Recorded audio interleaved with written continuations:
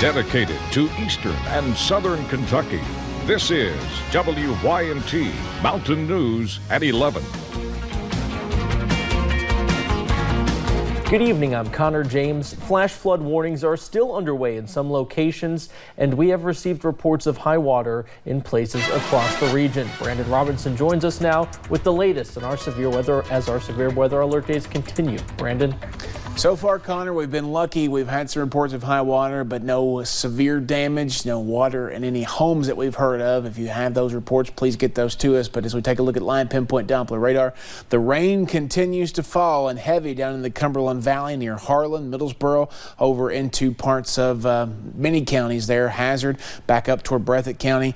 That one flash flood warning we mentioned goes until 11:15, so about 14 minutes from now for parts of Mingo and Logan counties. We had a few more earlier, but things have started to die away, and we actually just got the notification that most of the flash flood watch just got canceled. So that's brand new, just coming in right now. That was supposed to go till 2 a.m. and now it's just going for parts of southern West Virginia, southwest Virginia, and East Tennessee goes until 8 a.m. So that's some good news. Foggy up on top of Buffalo Mountain tonight. Visibility is going to be a big issue, especially with that rain going through US 119, US 23 at Jenkins. Been raining all day long, and now more fog will probably build in there as well. Temperatures in the 60s and 70s as we head through the first part of your overnight hours. Still in the 70s down toward Jacksboro, Jonesville, Middlesboro. Everybody else right there in the 60s. It's going to get cooler too. Temperature change of about 5 to 6 degrees in some locations, more than that in others. So again, just be aware of that. Overnight lows get down to the low to mid 60s across all the zones tonight. So slowly falling behind the cold front. And the headlines for the day going into the night and tomorrow: heavy rain will continue for a while, clearing by the morning hours, probably mid-morning for everybody, and then sunny and cooler by the afternoon. So that's some good news for us after we've dealt with this rain all day long. I have the rest of the forecast coming up here in just a few minutes. Connor? All right, thank you, Brandon. Today we learned new information about a fatal ATV crash that happened in Letcher County last night. A 9-year-old girl died in the Gordon community after her ATV hit a tree. I talked with troopers about what happened. A call for medical help for a 9-year-old girl who was riding her ATV when it crashed came in Sunday night. Somehow the vehicle got out of control and collided with a tree. When troopers with Kentucky State Police got to the home along Laurel Lane in Gordon, they found she had died from the collision. Right now, they don't believe anything was wrong with the vehicle or the way she was driving. Obviously, it's still an ongoing investigation, but there doesn't appear to be anything reckless or anything unsafe or unnecessary that the child was doing. Those we talked to off camera in the area say it's heartbreaking. It's an incredibly close-knit area. And it's just hard to comprehend how or why something like this may happen. Your heart goes out to the family, the parents and extended family of this child. Neighbors said the family is very private and at this time just want to be with themselves during this time of heartbreak. Now, officials say her body was sent to Frankfurt for an autopsy. We do not know funeral arrangements at this time. And for all you out there who do ride ATVs, here are some safety tips from the ATV Safety Institute. First off, always wear appropriate gear: a helmet, goggles, long sleeves, long pants, gloves, and over-the-ankle boots. Also, never ride on paved roads unless you're crossing and it's done safely and permitted by law. Another very important rule: always ride an ATV that's right for your age. Certain models are age and size specific. And an Amber Alert was issued for a missing 4-year-old girl out of West Virginia. Take a good look. Troopers with West Virginia State Police say the girl you see here, 4-year-old Grace Lynn Stritchfield, may have been kidnapped by her biological father, Arlie Hetrick III. He also goes by Trey. They believe she is in, quote, extreme danger, unquote. She was last seen on June 6th in Fairmont, West Virginia. Police think they may be in a 2001 gold-colored Subaru Forester with the license plate 1TH163. If you have any information, call West Virginia State Police at 304-367-2850. Back in Kentucky, police say someone vandalized a church in Bell County, tearing down their gate. Interim pastor at Mount Mary Baptist Church, Paul Gibson, says several church members saw the gate torn down while heading to Sunday school. Gibson says the vandalism does not just affect the church, but the entire community. The money that the church would use to help families in our community and our church, now we got to take that money and replace the equipment that's been destroyed or vandalized. Police say if you have any information, you should call the Bell County Sheriff's Department. And a local state senator says someone tried to break into his house just days ago, and it's caught on camera. Take a look. Senator Brandon Smith of Kentucky's 30th District, who lives in Hazard, says a man walked around the property trying to get into his house. He ends up entering the children's playhouse after unsuccessfully getting into the house. Smith says the man looks like he has some sort of club in his backpack and has a crowbar in his hands. Smith wants people in the area to be on the lookout for whoever it is.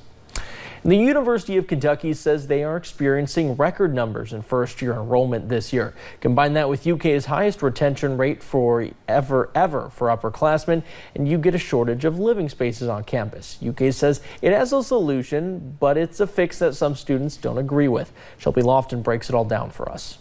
It's a situation UK officials are calling a good problem to have. We've got record enrollment this fall. In fact, we've never had enrollment this high before. We've got a record number of students returning. We've got the highest graduation rates in the history of the institution. Around 400 students, both returning and new, don't have an official place to sleep yet. So the university has created makeshift rooms. This was a problem they say they accounted for. It was contemplated that, hey, at times you may have a capacity issue. And when you do, these rooms were built and they were designed, in fact, with pretty much the same amenities as the other rooms. Some Wildcats will live in these study spaces turned bedrooms, while others could be sharing sinks with their RA. It's likely that RAs will have a roommate. RAs have responded with an online petition. It asks UK to place overflow students off campus, move some students into a building not currently being used, move grad students from Roselle Hall into University Flats, and bringing the undergrads into Roselle. University officials say students who already have an assigned room won't be moved. Those who will live in the multipurpose rooms will get a price break and other benefits. Shelby Lofton, WYMT Mountain News. UK says it's looking at partnering with off-campus housing. They plan to communicate any changes with parents and students through email, social media, and direct phone calls. Well, tomorrow there will be a major change in the way drivers access Morton Boulevard from Kentucky 15 in Hazard. As crews finish up the first phase of Kentucky's 15 project in Perry County, they are switching drivers onto what will eventually be a ramp from 15 to Morton Boulevard. Stage 1 should be complete this year, while Stage 2 should be nearing completion in late 2020. Project 1, really all it needs is some work there at the Hal Rogerson Kentucky 80 interchange, and then final paving. The bridge is done there at Bonnyman, some final paving. So that's probably 80% finished, if not more. And the second project is nowhere near as far along. Now, officials urge drivers to be careful in work zones and, as always, to watch for workers.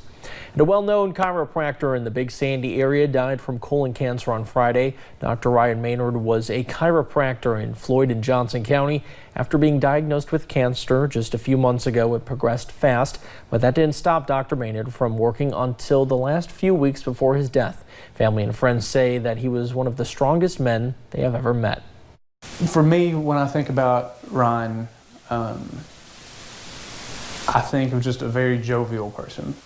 He always wore a smile, even if he was feeling bad. He always wore a smile, and he was always down to earth and personable. Visitation for Dr. Maynard will be tonight and Tuesday, with the funeral on Wednesday at the Nelson Frazier Funeral Home. And a Floyd County man who dedicated his life to helping many in eastern Kentucky died Saturday. Don Parker was a Vietnam veteran, insurance agent, 911 dispatcher, and served with several fire departments for around 30 years. Parker suffered from multiple health complications, ultimately costing him his life. His son, Will, says his father left this world a better place. His whole life has been serving other people. He was still active with Wheelwright Fire Department up until Saturday at his death. His visitation began tonight at 6 at the Little Rosa Old Regular Baptist Church in McDowell, then continues tomorrow at 10 a.m. His funeral will be Wednesday at 1 o'clock. Running for a cause, and bringing a community together. The Harlan County High School football team organized a coal run to raise money for the Black Jewel coal miners still waiting for their paychecks. WYMT's Emily Bennett talked to organizers and watched the players cross the finish line. High school students giving back. Our stadium is Coal Miners Memorial, so they helped build this place, so we wanted to help them. Harlan County High School football coach Eddie Creech knew he wanted his football team to help the coal miners but support his players. The majority of the people sitting in our bleachers on Friday night are coal miners, so it's small, but we want to put something together to show them that we love them, support them, and try to help them financially. Soon, word of the Coal Run fundraiser traveled to cross-country coach Ryan Vitito. Him and his team decided they were going to jump in, and then as the word got out, the girls' soccer team, they've joined in.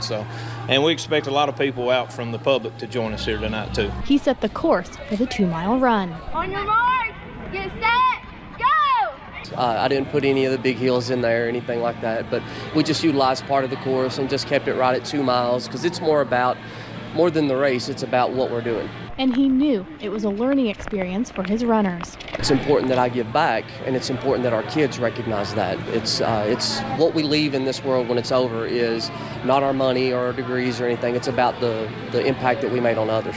And for one runner, it hits home. Well, this just means a lot to me because my dad was a coal miner, and I know what it's like to grow up in that. And just wanting to help out the community just means a lot to me. Although her dad passed away several years ago. I was just trying to tell myself just keep going, and I always tell myself, like, Dad's with me running. I tell myself that constant because he always pushed me to my limits. And always wanting her to help those around her. In Harlan County, Emily Bennett, WYMT Mountain News. The totals are in. They raised $4,000 tonight. The money will go to With Love from Harlan, a nonprofit. One option for the money is food vouchers for the miners and their families. And a graduate of Clay County High School recently formed a Cornhole League in Manchester. Nicholas Collins and his uncle formed the league about 3 weeks ago. The two have held practices and plan on traveling to tournaments statewide. Last year, the league hosted a tournament of their own. Oh, it's awesome. We love to see people having fun, coming together but very competitive fun. Everybody around here is competitive who comes down here to play. The league plans on participating in the Manchester Music Fest's Cornhole Tournament next month. For more information, you can visit their Facebook page, the Clay County Cornhole. Now coming up at 11, a new facelift for downtown Hazard is in the works. We'll tell you about the city's plans. Chances for heavy rain will continue into the overnight hours for our neighbors in the southern counties. I'll track them out for you in a few minutes.